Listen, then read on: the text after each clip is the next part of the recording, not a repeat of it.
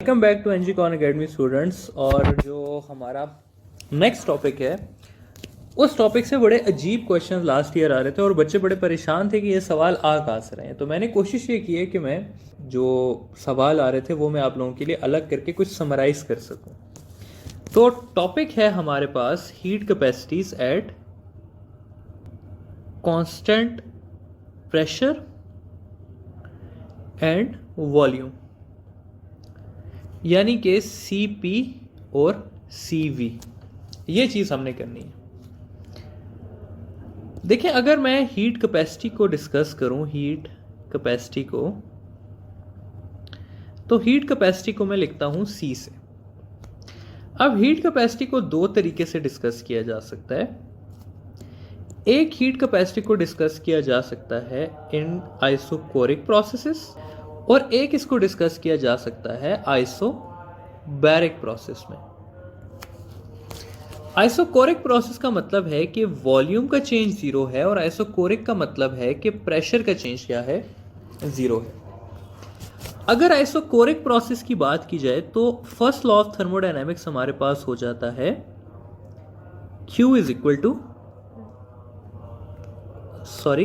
Equal to delta U, यानी कि जितनी भी हीट देते हैं वो सारी की सारी इंटरनल एनर्जी में कन्वर्ट हो जाती है।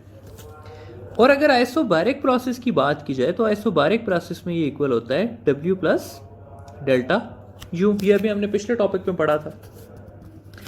अब हीट कैपेसिटी इक्वल होती है स्टूडेंट्स हमारे पास Q by N delta T के। मोलर हीट कैपेसिटी की अगर बात करें तो यहां पर भी लिख सकता हूं Q by N delta T। अब अगर मैं कहूं कि ये एट फिक्स वॉल्यूम है तो इसके साथ एक छोटा सा V लगा देते हैं, और अगर ये एक फिक्स प्रेशर है तो इसके साथ छोटा सा P लगा देते हैं। अब क्या है कि अगर मैं V Q की वैल्यू रिप्लेस करूं तो यहां पर ये चेंज हो जाएगा delta U divided by N delta T, और यहां पर अगर मैं चेंज करूं तो ये हो जाएगा W plus delta U divided by N delta T।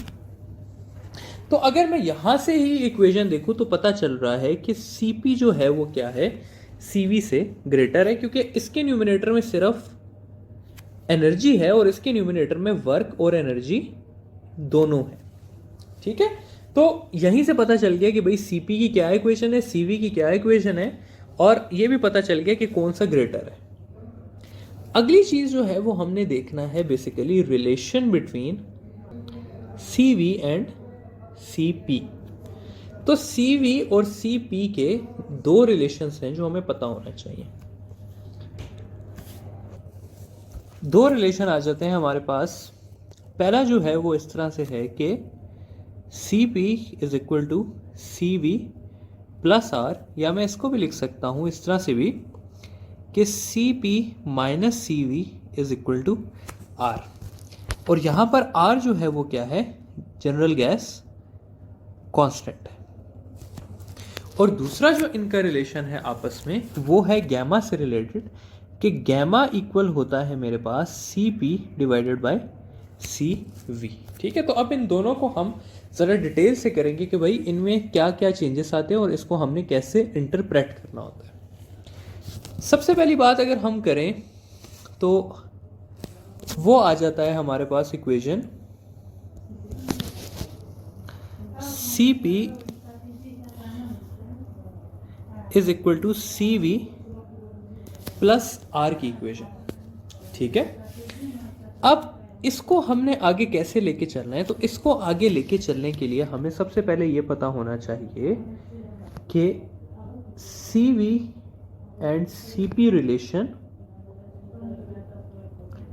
in terms of degree of freedom, कि डिग्री ऑफ फ्रीडम में इसका क्या रिलेशन है। अच्छा, डिग्री ऑफ फ्रीडम हमने पहले भी पढ़ा था कि डिग्री ऑफ फ्रीडम F होता है, जो कि मोनो एटॉमिक गैसेस के लिए 3 होता है, डायटॉमिक गैसेस के लिए 5 होता है, जबकि पॉली एटॉमिक गैसेस के लिए 7 होता है। ये हमने पहले भी पढ़ा है।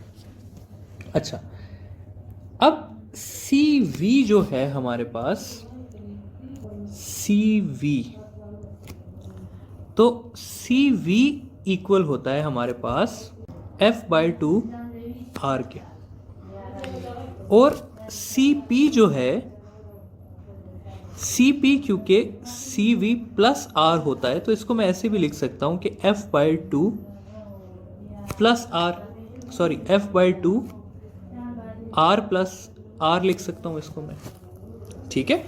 तो अब यहां पर अगर आप स्टूडेंट्स देखें और मैं कहूं कि भाई मैं इनको बोलना चाहता हूं इन टर्म्स ऑफ मोनोएटॉमिक, डायएटॉमिक और पॉलीएटॉमिक की बेस पे, तो मैं यहां पे F की वैल्यूज रिप्लेस करूंगा। जब मैं F की वैल्यूज रिप्लेस करूंगा तो यहां पर ये चेंज हो जाएगा और ये हो जाएगा C V is equal to, monoatomic के लिए F की वैल्यू आ जाएगी 3, तो ये हो जाएगा 3/2R। डायएटॉमिक गैसेस के लिए ये हो जाएगा 5/2R, और पॉलीएटॉमिक गैसेस के लिए ये हो जाएगा 7/2R। जबकि अगर Cp की बात की जाए तो ये हो जाएगा Cp is equal to 3/2R plus R, तो ये हो जाएगा 5/2R, ये हो जाएगा 5/2R प्लस R, तो ये हो जाएगा 7/2R, और ये आखिरी हो जाएगा 7/2R प्लस R, तो ये हो जाएगा मेरे पास 9/2R, ठीक है। तो ये आ गई मेरे पास सी वी और सी पी की वैल्यूज इस इक्वेशन की मदद से, और डिग्री ऑफ फ्रीडम के रिलेशन। फाइनली जाते हैं और आगे जाके देखते हैं, अब जाते हैं अगली इक्वेशन की तरफ, जो कि है हमारे पास students gamma is equal to C P over C V. अब इस इक्वेशन को मैं इस तरह से भी चेंज कर सकता हूं कि C P is equal to gamma C V, या सी पी जो है वो ग्रेटर है सी वी से, और ये बात हम पहले भी देख चुके हैं। यहां पर अगर हम गैमा की बात करें स्टूडेंट्स, तो गैमा को अगर हम in terms of degree of freedom देख लें तो वो इक्वल होता है 1/2F के। इसमें अगेन अगर मैं मोनोएटॉमिक, डायएटॉमिक और पॉलीएटॉमिक गैसेस का कॉन्सेप्ट लगाऊं तो ये इक्वेशन कुछ इस तरह से चेंज हो जाएगी कि मोनोएटॉमिक के लिए ये हो जाएगा गैमा इज इक्वल टू 1 + 2/3, यहां पर ये हो जाएगा 1 + 2/5, और यहां पर ये हो जाएगा 1 + 2/7।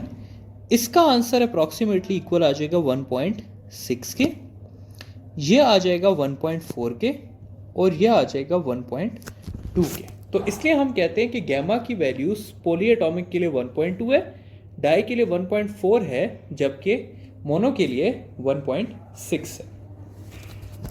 अब इससे अगर मैं आगे लेके जाना चाहता हूं कॉन्सेप्ट इस इक्वेशन में, जो कि है C P is equal to gamma C V, तो यहां से मैं अगर इक्वेशन इसकी निकालना चाहूं मोनोएटॉमिक डाई की और पोली की,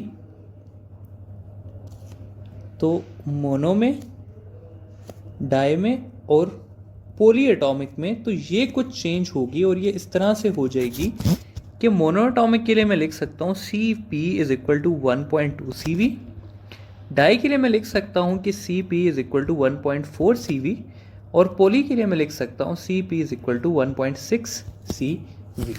तो स्टूडेंट्स ये वो सारी चीज़ें थी जो आप लोगों से लास्ट टाइम पूछी जा रही थी और जिसका आंसर करना मुश्किल हो रहा था।